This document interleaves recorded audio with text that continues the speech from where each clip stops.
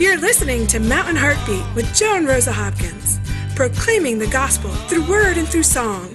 Hi, and welcome to Mountain Heartbeat. I'm Joe Hopkins, and this week we're going to play for you an interview that Rosa did with Janet Folger Porter, author of The Heartbeat Bill. Today we have as our guest Janet Folger Porter. She is the author of The Heartbeat Bill, as well as multiple books, one including The Criminalization of Christianity. And it's good to have you on our show today, Janet. Thank you so much, Rosa. It's great to be here. Yes, and what we wanted to speak with you about today was your Heartbeat Bill. Can you tell us a little bit about what that is, please? Sure. If I could summarize the bill, it's as simple as what Dr. Wilkie used to say is, if a heartbeat's detected, the baby's protected. I think everyone in America knows that if there's a heartbeat, there's life.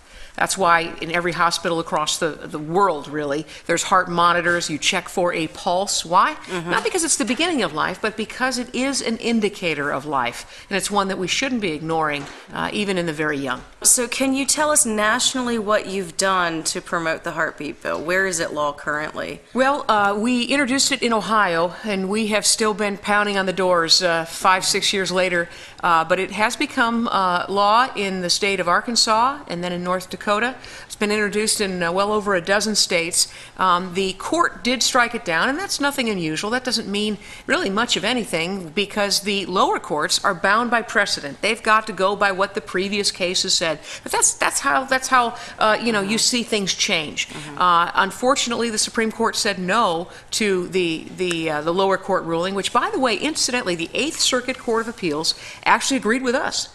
They said that the states should be deciding, and that heartbeat is a far better indicator than what they're currently using now, and that is viability, which is a great big fat guess. It is as much as 90% wrong. But heartbeat, what's great about heartbeat is that if there is a detectable heartbeat in an unborn child, there's a 97% likelihood that that child will survive to live birth. So here's the basis of it all, that if we have a better indicator, as the Eighth Circuit has said, the Supreme Court doesn't even have to reverse their current jurisprudence. They can say, wait a minute, we say that states can get involved if there's a likelihood of survival to live birth. But guess what? We got a better indicator, heartbeat. So they don't even have to change much of anything except the indicator, which is far more scientific, far more reliable, and it's something that we believe will make its way up to the Supreme Court, very much like the partial birth abortion ban did. We were fortunate enough to introduce the nation's first ban on partial birth abortion, and a lot of people said, oh, it's too extreme, and the courts will say no, and the courts did say no. The Sixth Circuit Court of Appeals said no. And you know what? Did we give up and go away and say, oh, it must be over? No. We were like the persistent widow. You just keep knocking. And ultimately, there were 30 states that followed our law, and the Nebraska version was what went up to the Supreme Court. And the Supreme Court said no.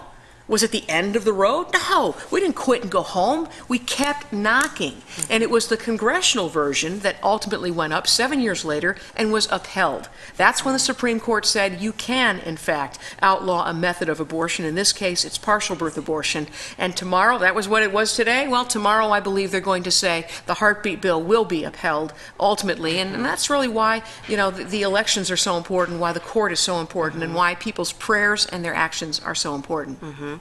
Well, tell me what is wrong with incrementalism, because from my understanding, the Heartbeat Bill is basically worded in such a way as to outlaw the vast majority, to put an end to abortion. So tell me what's wrong with incrementalism. Well, incrementalism is something that I was a part of back in the 80s, worked to pass the parental consent law, and the woman's right to know law, and fetal homicide, and these are all well and good, but it doesn't get us far enough fast enough. We're now 43 years into this, and we still have more than 1.5 million, nearly 1.3 million, I think it is, abortions a year. And if you're bragging, I read the National Right to Life website, and they were literally saying, look how much progress we've made. We're now killing only more than 1 million babies a year. And my thought is this: if you think that that's a benchmark worth bragging about, then that bar is far too low. What we need to do is quit regulating around the edges of abortion. 4 decades into this, it's time we bring the killing to an end. And the heartbeat bill, I believe, would go the farthest. It is an incremental bill. It doesn't protect all the way from conception, but I believe it will be the foot in the door to take us all the way. Instead of being miles away from conception, where we are right now with viability, we'll be inches away at heartbeat. And in fact, the pro-abortion folks came into the committee hearings, and what they said is that this will outlaw all abortions. And I'm sitting there silently saying, yes, that is the goal. That is the goal. We want to protect every child, whether their heartbeat can be heard or whether it can't. As long as there is a child, that child is worthy of protection, and we're going to do everything we can to make sure that that happens. Okay, and what can our listeners do if they want to support the heartbeat bill? Sure. The first thing they can do is to pray. The second thing is to find out if there is a heartbeat in your state. If you live in West Virginia, there's one coming soon. If you live in Indiana, there's one going on. If you live in Ohio, well, we're still going at it, and we're going to keep knocking. There's another bill going to be introduced in Michigan. It's been in Mississippi, in Alabama, it's in Kansas. I was there actually testifying for the Kansas bill, and there were a lot of people said, oh, only one state at that point. Only one state has passed the heartbeat bill. And in the middle of that discussion, that's when my text came in and said that the governor of North Dakota had signed their heartbeat law. And so it's happening, it's snowballing, and just because the court didn't take that lower court case, that doesn't mean anything. That just means we keep going, and with all the more fervency, with all the more vigor and passion, because children's lives are on the line, and this bill will save nearly every child who would otherwise be aborted. Yes, very powerful. Amen to that. Now, if we can switch gears a little bit, we know there's something that you're very passionate about, and that's Christians entering politics. Can you tell us a little bit about how you came to that conclusion? Well, I believe on a number of reasons that we need to be salt and light. We need to influence, shine our light in the dark and decaying culture. But here's the thing, what I've learned, and pounded on the door for 6 years to try and protect babies through the heartbeat bill, what I've found is that influencing the elected has not worked.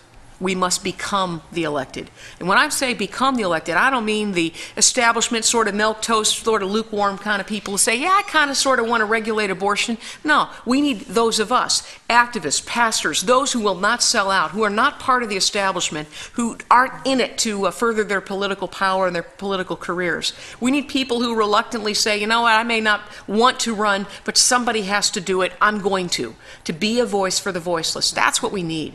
And here's the deal. We've been given a gift. This is a democratic republic. We actually have the ability to make the changes. If you don't think they can be made, I just encourage you to take a look at the left. What they've done in the last 43 years, they've actually, made abortion legal for any reason. They're now in demand, covered by Obamacare. It's appalling. You look to the homosexual movement. What they've done, they've actually taken it from where sodomy was illegal in every state to now they're firing people for disagreeing. Now they're going after the state of North Carolina. Why is the Department of Justice going after the North Carolinians? Because they said we shouldn't let men in the ladies' room, and sexual predators, and those who are gender confused, and those who are going to prey on young girls and women. It's appalling what's happening, but it's encouraging to see when people rise up what happens, and that's why we're seeing what's happening with Target, like we saw with. Am I taking too many issues? There's a whole bunch to cover, but I just think that what we need to do is rise up and make a difference, whether it has to do with life, whether it has to do with liberty, whether it has to do with safety, as we're talking about with these bathroom bills. We need to use our voice because if they can silence the truth, one thing, as I said in my book, The Criminalization of Christianity, if they can silence the truth, they will silence the gospel. And that's why we made the movie, the documentary film Light Wins, how to overcome the criminalization of Christianity, because there is a way, if Christians rise up and they use the voice they've been given, if we work in the process our founders, through God's wisdom, have provided for us, we can make a difference and we can take our government back. Thank you for joining us this week on Mountain Heartbeat. We're going to finish out our show today with a song by two wonderful girls who go to our church, Lauren and Jenny Akers. They'll be singing Amazing Grace. Amazing grace, how sweet the sound that saved a wretch like me.